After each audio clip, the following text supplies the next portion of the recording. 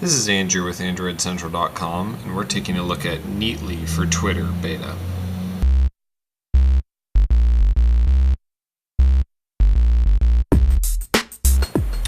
Neatly, as you would guess by the name, is designed to be clean and simple in its user interface, and I think that they've executed to that name pretty well here.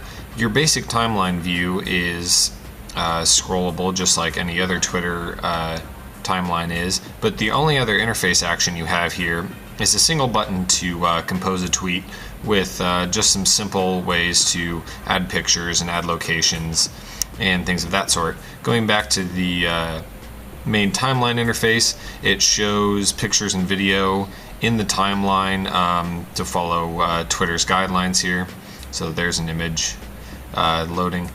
And everything else is hidden behind this pull-in panel here. We're looking at a general hollow user interface with no menu key and just this basic slide-in panel.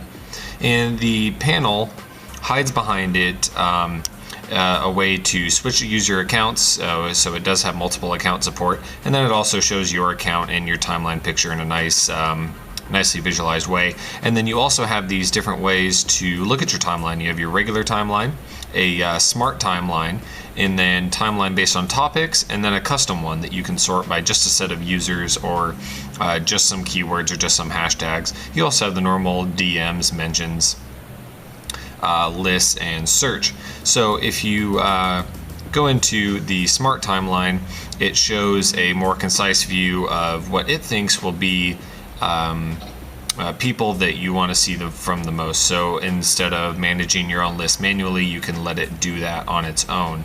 As far as user profiles go, they do something slightly interesting here.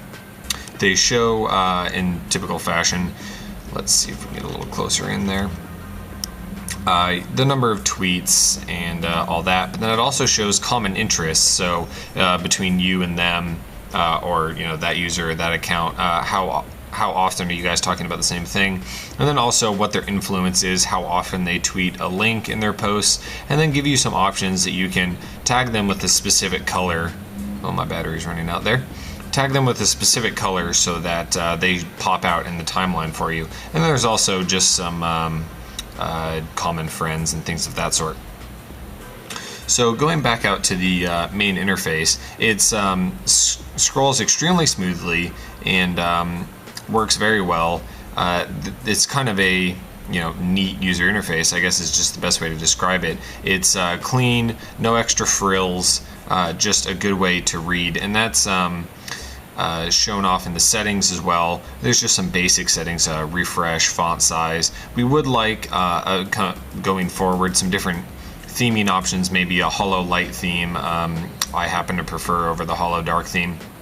And so speaking of that, we also have widgets available, and I think I've taken them off the home screen, so we'll just run through them really quick. Oh, gone too far. So they have a 4x1 that's available that looks really nice, that just has the number of mentions and direct messages and a new way to tweet. And then also they have just added in the latest beta a 4x2, and let's get rid of the small one then. They've added this 4x2 widget that's also a scrolling widget, which is nice, and then it's also resizable, and it pretty much just looks like a snapshot of the app. So you just have your account up here. For multiple accounts it's useful, and then just a tweet compose button that takes you there.